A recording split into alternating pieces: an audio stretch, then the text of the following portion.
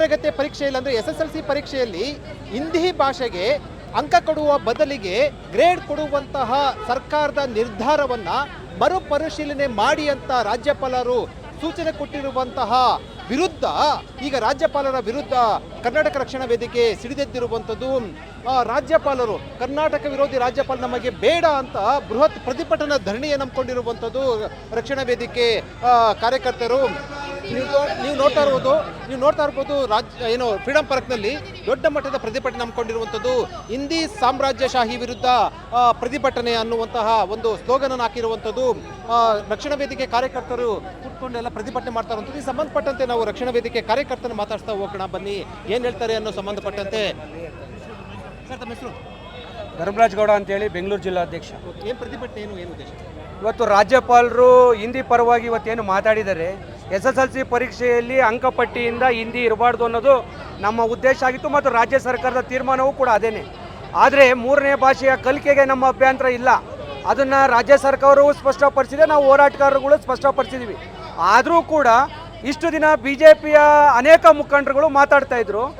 ಈಗ ರಾಜ್ಯಪಾಲರು ತನ್ನ ಹುದ್ದೆಯನ್ನು ಮರೆತು ಕೇಂದ್ರದ ಕೈಗೊಂಬೆಯಾಗಿ ಇವತ್ತು ರಾಜ್ಯಪಾಲರ ಹೇಳಿಕೆ ಕರ್ನಾಟಕದ ಮಕ್ಕಳ ವಿರುದ್ಧವಾಗಿ ಬಂದಿದೆ. ಆದರೆ ರಾಜ್ಯಪಾಲರಿಗೆ ಅವರ ರಾಜ್ಯ ಪಾಲನೆಯ ಯೋಗ್ಯತೆ ಇಲ್ಲ ಅಂದರೆ ರಾಜ್ಯ ಬಿಟ್ಟು ತೊಲಗಲಿ, ರಾಜೀನಾಮೆಯನ್ನು ಕೊಟ್ಟು ಒಂದು ವೇಳೆ ಇದೇ ಮುಂದುವರೆದಿದ್ದೆ ಆದರೆ ಮತ್ತು ಅವರ ಹೇಳಿಕೆಯನ್ನು ಹಿಂಪಡಿದ ಹೋದರೆ ರಾಜ್ಯಪಾಲರ ಭವನಕ್ಕೂ ಕೂಡ ನುಗ್ತೀವಿ ಅನ್ನುವ ನೇರ ಎಚ್ಚರಿಕೆ ಕೊಡಲಿಕ್ಕೋಸ್ಕರವೇ ಇವತ್ತು ಒಂದು ಪ್ರತಿಭಟನೆಯನ್ನು ಮಾಡ್ತಾ ಇದ್ದೀವಿ. ಈಗ ರಾಜಕಾರಣಿಗಳು ಪರ ವಿರೋಧ ಎರಡು ಕೂಡ ಚರ್ಚೆ ಮಾಡ್ತಾ ಇರುವಂಥದ್ದು. ಆ ಥರ ನಿರ್ಧಾರ ಕೈಗೊಳ್ಳಬಾರ್ದಾಗಿತ್ತು SSLC ಪರೀಕ್ಷೆ ಸಂದರ್ಭದಲ್ಲಿ ಅಂತ ಹೇಳಿರುವಂಥದ್ದು BJP ನಾಯಕರು ಸೇರಿದಂತೆ. ಏನು ಹೇಳ್ತೀರಿ ಬಗ್ಗೆ? ಇಲ್ಲಿ ರಾಜಕಾರಣಿಗಳು ಅಂತ ಏನಿಲ್ಲ, ಇಲ್ಲಿ BJPಯವರು ಬಹುತೇಕ ಜನ ಮಾತಾಡ್ತಿರುವಂಥದ್ದು. ಆ BJP ಜನರ ಹೇಳಿಕೆ ಒಂದು ಕಡೆ ಆದರೆ ಈಗ ರಾಜ್ಯಪಾಲರ ಹೇಳಿಕೆ, ಒಟ್ಟಾರೆ ಇದು BJP ಹೇಳಿಕೆ ಅಷ್ಟೇ. BJP ಹೇಳಿಕೆಯನ್ನು ರಾಜ್ಯದ ಜನರು ತಿರಸ್ಕಾರ ಮಾಡಿದ್ದೀವಿ, ಈಗ ಹೋರಾಟನೂ ಕೂಡ ಮಾಡ್ತಾ ಇದ್ದೀವಿ. ಇದು ದೊಡ್ಡ ಹಂತಕ್ಕೆ ಮುಟ್ಟೋಕ್ಕಿಂತ ಮುಂಚೆ ಎಲ್ಲರೂ ನಿಮ್ಮ ಬಾಯಿಗೆ ಬೀಗ ಹಾಕ್ಕೊಂಡು ಕನ್ನಡದ ಪರವಾಗಿ ನಿಲ್ಲಬೇಕು. ನಿಲ್ಲಿಲ್ಲ ಅಂದರೆ BJP ಮುಖಂಡರುಗಳ ಮನೆ ಮುಂದೆನೂ ನುಗ್ಗಿ ಹೋರಾಟವನ್ನು ಮಾಡ್ತೀವಿ, ರಾಜ್ಯಪಾಲರ ಭವನಕ್ಕೂ ಕೂಡ ನುಗ್ತೀವಿ. ನಿಮ್ಮ ಹೇಳಿಕೆಗಳನ್ನು ಹಿಂಪಡೆದು ಕನ್ನಡಿಗರ ಹಿತ ಕಾಯುವಂಥ, ಕನ್ನಡದ ಭಾಷೆಯನ್ನು ಕಾಯುವಂಥ ಕೆಲಸವನ್ನು ಈ ರಾಜ್ಯದ ರಾಜಕಾರಣಿಗಳು ಮಾಡಬೇಕು. ರಾಜ್ಯಪಾಲರು ಒಂದು ವೇಳೆ ತಮ್ಮ ನಿರ್ಧಾರವನ್ನು ಹಿಂದೆ ಸರಿಯಿಲ್ಲ ಅಂತಂದರೆ ಅಥವಾ ಮರುಪರಿಶೀಲನೆ ಮಾಡಬೇಕಂತ ಮತ್ತೊಮ್ಮೆ ಆಗ್ರಹ ವ್ಯಕ್ತಪಡಿಸಿದ್ರೆ ಏನು ಹೇಳ್ತೀರಾ? ರಾಜ್ಯಪಾಲರು ಅವರ ಹೇಳಿಕೆಯನ್ನು ಹಿಂಪಡಿಲಿಲ್ಲ ಅಂದರೆ ನಾನು ಹೇಳಿದ ಹಾಗೆ ರಾಜ್ಯಪಾಲರು ರಾಜ್ಯವನ್ನು ಬಿಟ್ಟು ತೊಲಗಬೇಕು.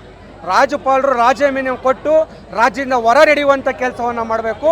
ಒಂದು ವೇಳೆ ಅದಾಗಲಿಲ್ಲ ಅಂದರೆ ರಾಜ್ಯಪಾಲರು ಭವನಕ್ಕೆ ಕರವೇ ನುಗ್ಗುತ್ತೆ ಅನ್ನುವ ನೇರ ಎಚ್ಚರಿಕೆಯನ್ನು ಕೊಡ್ತಾ ಇದ್ದೀನಿ. ಇದು ಕರ್ನಾಟಕ ರಕ್ಷಣಾ ವೇದಿಕೆಯ ಮುಖಂಡರ ಒಂದು ಎಚ್ಚರಿಕೆ ಮಾತುಗಳು. ರಾಜ್ಯಪಾಲರು ತಮ್ಮ ಹೇಳಿಕೆಯನ್ನು ಹಿಂಪಡೆಯಲಿಲ್ಲ ಅಂತಂದರೆ ನಾವು ರಾಜಭವನಕ್ಕೆ ಮುನ್ನುಗ್ತೀವಿ ಅಂತ ಮುತ್ತಿಗೆ ಹಾಕ್ತೀವಿ ಅಂತ ಎಚ್ಚರಿಕೆಯನ್ನು ಕೊಟ್ಟಿರುವಂಥದ್ದು. ಬನ್ನಿ ಮತ್ತೊಂದಷ್ಟು ಕಾರ್ಯಕರ್ತರು ಮಾತಾಡ್ತಾ ಹೋಗೋಣ. ಶೋಭಾ ಯಾದವ್ ಅಂತ ಸರ್. ಓಕೆ, ಏನು ಡಿಮ್ಯಾಂಡ್ ಏನಿದೆ ಸರ್? ಹಿಂದಿ ಬೇಡ ಅಂತ ನಾವು. ಓಕೆ, ಅಷ್ಟು ಸಭ್ಯ. ಮತ್ತೆ ಮತ್ತೊಂದಷ್ಟು ಜನ ಮಾತಾಡ್ತಾ ಹೋಗೋಣ ಬನ್ನಿ. ತಮ್ಮ ಹೆಸರು? ಮಂಜುಳಾ ಅವರು, ಶ್ರೀಮತಿ ಮಂಜುಳಾ ಅವರು, ರಾಜ್ಯ ಸಂಘಟನಾ ಕಾರ್ಯದರ್ಶಿ, ಕರ್ನಾಟಕ ರಕ್ಷಣಾ. ಈ ಪ್ರತಿಭಟನೆ ಏನು ಮತ್ತೆ ಈಗ ಈ ಮೂಲಕ ನೀವು ರಾಜ್ಯಪಾಲರಿಗೆ ಹೇಳಕ್ಕೆ ಬಯಸ್ತೀರಾ? ರಾಜ್ಯಪಾಲರು ರಾಜ್ಯನ ಪಾಲನೆ ಮಾಡಬೇಕೇ ಹೊರತು ಮಲತಾಯಿ ಧೋರಣೆನ ಮಾಡಬಾರ್ದು. ಇಲ್ಲಿ ರಾಜ್ಯನ ಪಾಲನೆ ಮಾಡಲಿ ಅಂತಲೇ ಅವ್ರಿಗೆ ಅಧಿಕಾರನ ಕೊಟ್ಟು ಕರ್ನಾಟಕದಲ್ಲಿ ಕೂರಿಸಿರೋದು. ಅವ್ರು ಹಿಂದಿನ ಏರಿಕೆ ಮಾಡಿ ಮಲತಾಯಿ ಧೋರಣೆನ ಮಾಡಿ ನಾನು ಹಿಂದಿವಾಲ ಅಂತ ತೋರಿಸ್ಕೊಂಡ್ರೆ ಅಂತಹ ನಾಲಾಯಕ ರಾಜಕಾರಣಿ ರಾಜ್ಯಪಾಲ ನಮಗೆ ಬೇಕಾಗಿಲ್ಲ. ತೊಲಗ್ತಾ ಇರ್ಬೋದು, ಕರ್ನಾಟಕನ ಬಿಟ್ಟು ಅವನು ಹಿಂದಿ ಭಾಷೆ ಎಲ್ಲಿ ರಾರಾಜಿಸುತ್ತೋ ಅಲ್ಲಿಗೆ ಹೋಗ್ತಾ ಇರ್ಬೋದು. ಏಕವಚನದಲ್ಲೇ ಮಾತಾಡ್ತೀನಿ. ಅವನಿಗೆ ಸಂಬಳ ಕೊಡ್ತಾ ಇರೋದು ನನ್ನ ನಾಡಿನ ತೆರಿಗೆಯ ಹಣ. ಅವನು ಇಲ್ಲಿಗೆ ಬದ್ಧವಾಗಿರ್ಬೇಕೇ ವಿನಃ ಅಧಿಕಾರ ಧೋರಣೆ ಮಾಡಬಾರ್ದು. ದ್ವಿಭಾಷಾ ಧೋರಣೆ ಬೇಕೇ ಹೊರತು ದ್ವಿಭಾಷೆ ಜಾರಿ ಆಗಬೇಕು, ತ್ರಿಭಾಷೆ ಅಲ್ಲ. ಇಲ್ಲಿ ಕನ್ನಡ ಇಂಗ್ಲಿಷ್ ಅಷ್ಟೇ. ಬೇರೆ ಹಿಂದಿ ವಾಲಗಳಿಗೆ ಮನೆ ಹಾಕೋದು, ಹಿಂದಿ ವಾಲಗಳನ್ನ ಉಲ್ಲೈಸೋದು, ಹಿಂದಿ ವಾಲಗಳಿಗೆ ಬಕೆಟ್ ಹಿಡಿಯೋ ಕೆಲಸ ಕರ್ನಾಟಕದಲ್ಲಿ ಆಗಕೂಡ್ದು. ಅದೇ ನಮ್ಮ ನಿಲುವು. ಕರ್ನಾಟಕ ರಕ್ಷಣಾ ವೇದಿಕೆ ಕಾರ್ಯಕರ್ತರ ಒಂದು ಎಚ್ಚರಿಕೆ ಮಾತು. ಯಾವುದೇ ಕಾರಣಕ್ಕೂ ಕೂಡ ಹಿಂದಿ ಪರವಾಗಿ ಮಾತಾಡಬಾರ್ದು ಮತ್ತು ಜೊತೆಗೆ ರಾಜ್ಯಪಾಲ ಕೊಟ್ಟಿರುವಂಥ ಹೇಳಿಕೆಯನ್ನು ವಾಪಸ್ ತೆಗೆದುಕೊಳ್ಬೇಕು, ಇಲ್ಲ ಅಂದರೆ ರಾಜ್ಯವನ್ನು ಬಿಟ್ಟು ಹೋಗಬೇಕು ಅಂತ ಎಚ್ಚರಿಕೆಯನ್ನು ಕೊಟ್ಟಿರುವಂಥದ್ದು. ಮತ್ತೊಂದಷ್ಟು ಜನ ನಾನು ಮಾತಾಡ್ತಾ ಹೋಗ್ತೀನಿ ಬನ್ನಿ. ಏನಂದರೆ ಈಗ ಫ್ರೀಡಂ ಪಾರ್ಕ್ನಲ್ಲಿ ಪ್ರತಿಭಟನೆ ನಂಬಿಕೊಂಡಿರುವಂಥದ್ದು. ಸೊ ಮಾತಾಡ್ತಾ ಹೋಗಿ. ಮೇಡಮ್, ತಮ್ಮ ಹೆಸರು? ಶ್ವೇತಾ ಮೋಹನ್ ಗೌಡ ಅಂತೇಳಿ, ಮಹಿಳಾ ಅಧ್ಯಕ್ಷರು, ಕರ್ನಾಟಕ ರಕ್ಷಣಾ ವೇದಿಕೆ. ಈ ಮೂಲಕ ಏನು ಹೇಳಕ್ ಬಯಸ್ತಾರೆ ಪ್ರತಿಭಟನೆ? ನೋಡಿ, ಇವತ್ತು ರಾಜ್ಯಪಾಲರು ಈ ರಾಜ್ಯದ ಪಾಲನೆಯನ್ನು ಮಾಡಬೇಕಾಗಿರುವಂತ ರಾಜ್ಯಪಾಲರು ನಾಡ ವಿರೋಧಿ ರೀತಿಯಲ್ಲಿ ನಡ್ಕೋತಾ ಇದ್ದಾರೆ. ಇವತ್ತು ಸಾಂಕೇತಿಕ ಪ್ರತಿಭಟನೆ ಅಷ್ಟೇ. ನಮ್ಮ ರಾಜ್ಯಾಧ್ಯಕ್ಷರಾದ ಅಣ್ಣ ಟಿ ಎ ನಾರಾಯಣಗೌಡರ ನಾಯಕತ್ವದಲ್ಲಿ ಒಂದು ಸಾಂಕೇತಿಕ ಪ್ರತಿಭಟನೆಯನ್ನ ಮಾಡ್ತಾ ಇರ್ಬೋದು. ಇದಕ್ಕೂ ಕೂಡ ಎಚ್ಚೆತ್ಕೊಂಡಿಲ್ಲ ಅಂದ್ರೆ ರಾಜ್ಯಪಾಲರು ರಾಜಭವನ ಮುತ್ತಿಗೆಯನ್ನು ಹಾಕಿ ಈ ಹೋರಾಟ ಉಗ್ರ ಸ್ವರೂಪಕ್ಕೆ ತಗೊಂಡೋಗೋ ನಿಟ್ಟಿನಲ್ಲಿ ಎಲ್ಲ ರೀತಿಯಲ್ಲೂ ಕೂಡ ನಮ್ಮ ನಾಯಕರು ತಯಾರಾಗಿದ್ದಾರೆ. ಕರವೇ ಪಡೆ ತಯಾರಾಗಿದೆ. ನಮ್ಮ ಪ್ರಾಣ ಹೋದ್ರೂ ಕೂಡ ನಮ್ಮ ನಾಡಲ್ಲಿ ಹಿಂದಿಯನ್ನ ವೈಭವೀಕರಿಸಕ್ಕೆ, ಕನ್ನಡದ ಮೇಲೆ ಹಿಂದಿ ಏರಿಕೆ ಮಾಡೋದಕ್ಕೆ ನಾವು ಯಾವುದೇ ಕಾರಣಕ್ಕೂ ಬಿಡಲ್ಲ. ಇದು ಶ್ವೇತಾ ಮೋಹನ್ ಗೌಡ ಅವರ ಹೇಳಿರುವಂಥದ್ದು ಏನು ರಾಜ್ಯಪಾಲರ ಹೇಳಿಕೆಯನ್ನು ವಾಪಸ್ ಪಡಿಬೇಕು ಮತ್ತು ಯಾವುದೇ ಕಾರಣಕ್ಕೂ ಹಿಂದಿ ಏರಿಕೆಯನ್ನು ನಾವು ಒಪ್ಪೋದಿಲ್ಲ ಅಂತ ಹೇಳಿರುವಂಥದ್ದು.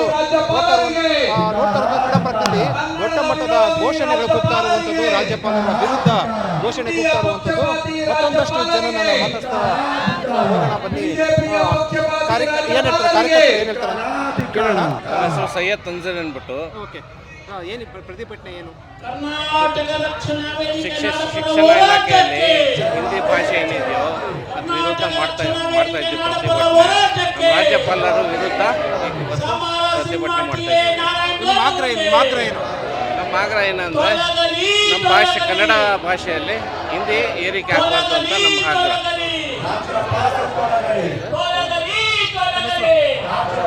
ಸರ್, ಏನು ಡಿಮ್ಯಾಂಡ್ ಏನು ಪ್ರತಿಭಟನೆ ಪಾಲ್ಗೊಂಡಿದ್ದೀರಾ?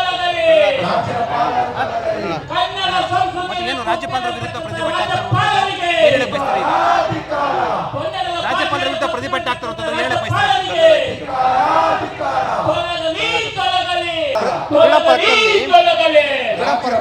ರಾಜ್ಯಪಾಲರು ವಿರುದ್ಧ ರಾಜ್ಯಪಾಲರ ಹೇಳಿಕೆ ಕೊಟ್ಟಿದ್ದಾರೆ.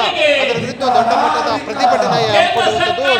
ಕಾರ್ಯಕರ್ತರು ಇಲ್ಲಿ ಪ್ರತಿಭಟನೆ ಧರಣಿಯಲ್ಲಿ ಪಾಲ್ಗೊಂಡಿರುವಂಥದ್ದು. ಯಾವುದೇ ಕಾರಣಕ್ಕೂ ಕೂಡ ರಾಜ್ಯಪಾಲರು ಈ ಹೇಳಿಕೆಯನ್ನು ವಾಪಸ್ ಪಡೆಯಲೇಬೇಕು ಅಂತ ಹೇಳಿರುವಂಥದ್ದು.